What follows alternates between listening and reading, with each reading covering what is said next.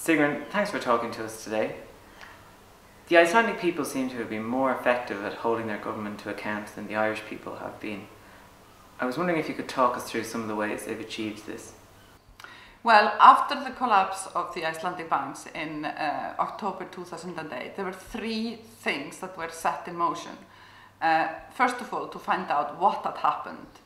And the Icelandic Parliament set up a special investigative committee, which then published a report in April 2010, an incredibly thorough report, and they could go further than the Irish Peter Nyberg report in the sense that they actually were allowed to waive banking secrecy. So there was a lot about individual transactions and individual contacts with the banks. So it completely laid bare that the biggest investors in these banks, three failed banks, they were also the biggest receiver of loans.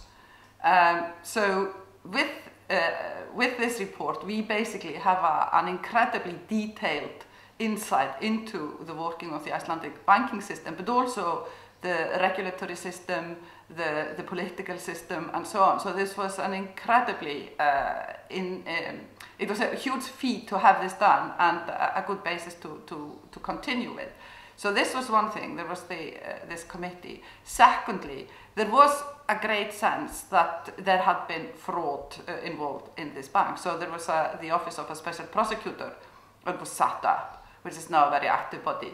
And the third was to set in motion a rewriting of the Constitution. That process is still ongoing, but as to holding the politicians to account, based on this report, there was the question of bringing 4 ministers to a special court, ministerial court, and in the end it was just the Prime Minister at the time. So this is basically what happened after the collapse of the banks in Iceland.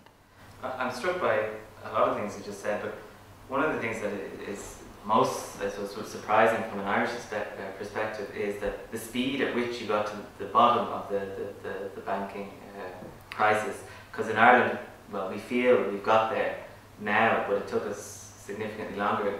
You think the waiving of the secrecy laws and measures such as this were very significant?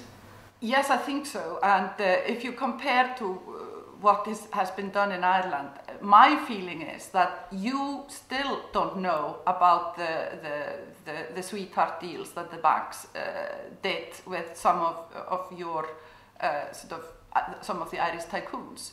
I mean, there are certain things such as which I have observed and has been talked about in Ireland, that there is a big shareholder in a bank and he can't sell his shares in 2008. And what does the bank do? It organizes to lend to 10 people so that these shares can be bought out. Now this is just identical to what happened in Iceland, except we didn't have only one case of this. We had in numerous cases, and most likely they will never all of them be sort of brought into the light.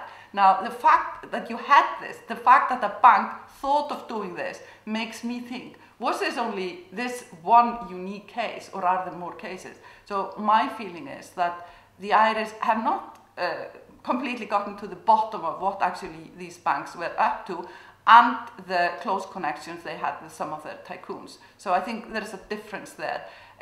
It was not a question of waiving bank secrecy laws, it was just that this investigative commission or committee was allowed to go into the accounts of the banks. And obviously that's a huge step to take, and I'm not quite sure that the politicians actually knew what they were doing when they allowed this, but this was done, and this has sort of helped to clarify things.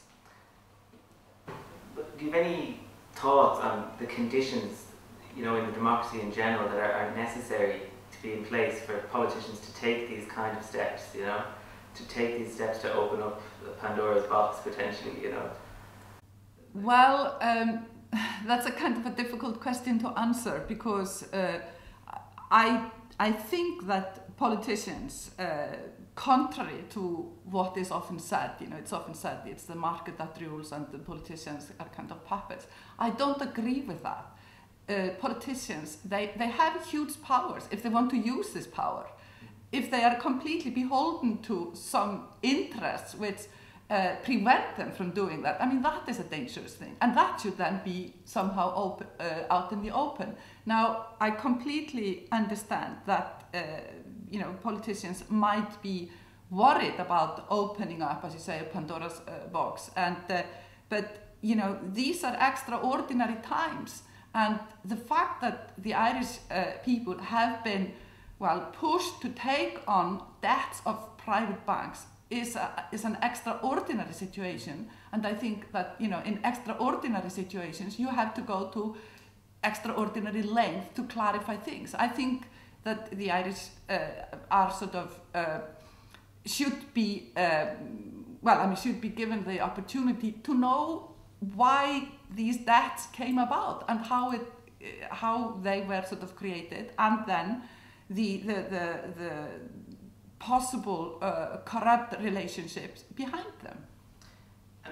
I suppose I'm coming at this because a lot of the international media has been surprised at how docile, in many ways, the Irish population has been, straddled with such, a gross amount of debt that was, largely caused by, a small number of financial institutions, was caused by a small number of financial institutions. And I wondered, what happened in Iceland? Was there large protests, were civil society movements, pressing politicians hard for these measures, or was it just, the politicians just saw what had to be done themselves and did it?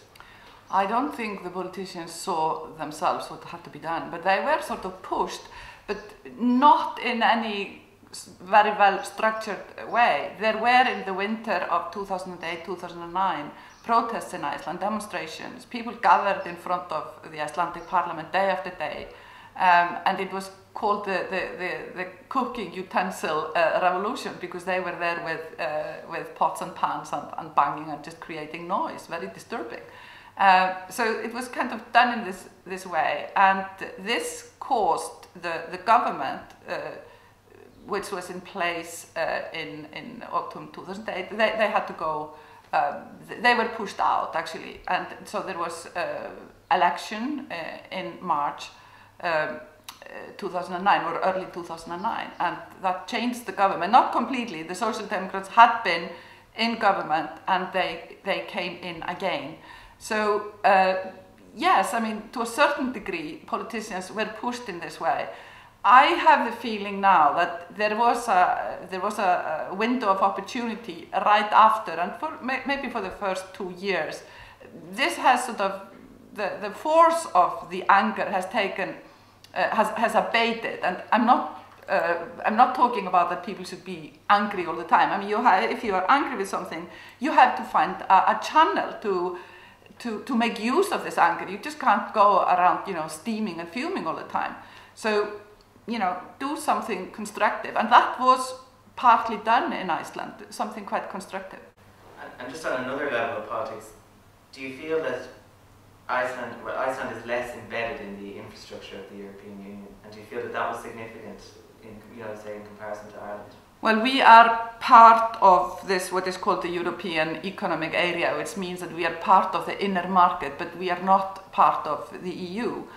I'm not quite sure, to be honest, if that had any effect, or if, the thing was that Iceland could in no way save these banks.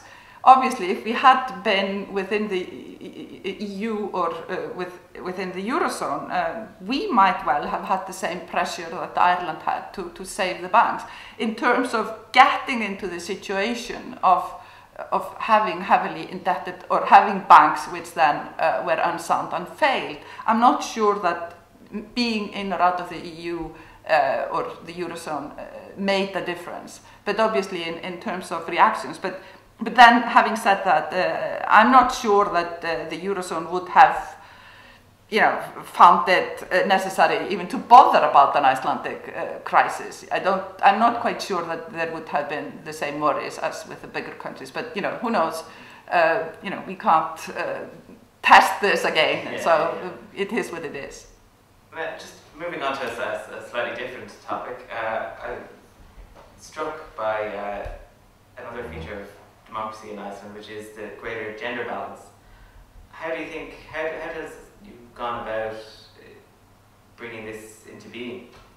Well, Iceland being sort of a Nordic country is within the zone where women have participated in the labour market for a long time, and it's all kind of taken for granted. We are not actually, in terms of political participation, we are not doing as well as Sweden, Norway, Denmark. But this was not something that came about as has sometimes been portrayed in the foreign media, that the women came in after the collapse and sort of cleaned up. It's not that. There were just certain constellations, we can say, within the parties, which meant that yes, the prime minister is now a lady, and we have key ministers like Minister of Finance, Minister of Industry. So you have three leading posts who are manned by women. But as I say, I mean, this is not some sort of a conscious feminist wave coming in after the collapse. I don't think we can see it like that. In Ireland we've such difficulty bringing about that 50-50, and I suppose one of the barriers that has been mentioned is that it's not a very family-friendly vocation. It's maybe 80 hours a week all around different parts of the country and so on. Is this similar kind of? Is this a politician's life in Iceland as well? Yes, absolutely. I think this is politicians, all over Europe, if not the world, it's just in this that, as in other things, I mean, of course, women have to be willing to do this. They have to feel the responsibility. I mean, they have to feel that they are also responsible for society. So they have to, we have to, I don't know what we have to do, but it has to be obvious. And then, having just fundamental things in order, like childcare. And not have this sort of stupid discussion about is it good for children to be in childcare or not. I mean, make the childcare so good that of course it's a stimulating environment for kids. That's what they have done brilliantly in Scandinavia. So get away from this silly idea that it's fantastic for children to be locked up with a mother somewhere, isolated or just on their own. I mean, this is not a great environment for kids. I mean, kids love other kids, and should go out playing and so on. And unfortunately, most mothers are working, and that's as it should be. So this just fundamental thing to take it as something absolutely normal, that both parents are working, you have good childcare. And then obviously, within the family, there is an understanding on both sides, wife, husband, or, both partners, that, they sort of let the other flourish. Now, that may be florid words, but this is what brings out the best in everyone. All right, thanks for coming in to talk to us today, Sigrun. I hope you enjoyed the rest of your trip. My pleasure. It's always fantastic to be in Dublin. There is this Icelandic-Irish affinity, and I definitely sense it when I'm here.